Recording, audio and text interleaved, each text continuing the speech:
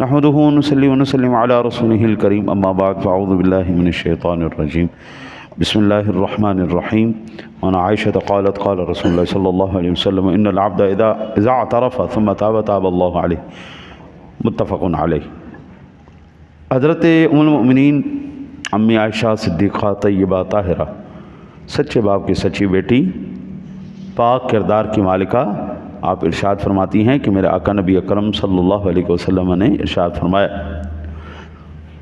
بندہ جب اقرار گناہ کر لیتا ہے پھر توبہ کرتا ہے تو اللہ تعالیٰ اس کی توبہ کو قبول فرما لیتا ہے۔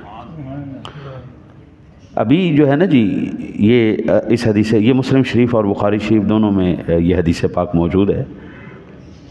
اس کا مطلب یہ ہوا کہ توبہ کے دو رکن ہیں۔ پہلا رکن ہے اقرار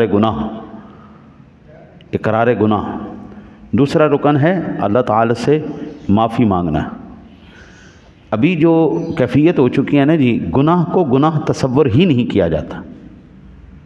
گناہ کو گناہ، مثلا جھوٹ بولنا یہ ثواب کا کام ہے یا گناہ کا کام ہے؟ گناہ کا، لیکن جھوٹ بولنا کوئی گناہ نہیں سمجھا جا رہا۔ دھوکہ دینا، غیبت کرنا، چغلی کرنا، حسد کرنا۔ اب حسد کیا ہے؟ دل کی کیفیت کا نام ہے۔ میرا آقا نبی اکرم صلی اللہ علیہ وسلم نے ارشاد فرمایا، حسد نیکیوں کو اس طرح کھا جاتا ہے جس طرح آگ سوکھی لکڑی کو کھا جاتی ہے۔ حسد یہ قلبی کیفیت کا نام ہے کہ ہائے اس کے پاس یہ ہے میرے پاس کیوں نہیں، ہاں یہ ایک قلبی کیفیت ہے۔ اب اس قلبی کیفیت کو گناہ کوئی تصور ہی نہیں کر رہا، مان ہی نہیں رہا اس بات۔ بڑی یار افسوس کی بات ہے کہ گناہ کا یہ حدیث پاک میں جو لفظ آئے کہ وہ ثم اعترف ان العبد اذا اعترف، جب وہ اعتراف کرتا ہے گناہ کہ گناہ کو گناہ جب سمجھا جائے گا پھر گناہ۔ اچھا پھر یہ کہتے ہیں جی جھوٹ بولنا چھوٹا گناہ ہے، جھوٹ بولنا چھوٹا گناہ ہے۔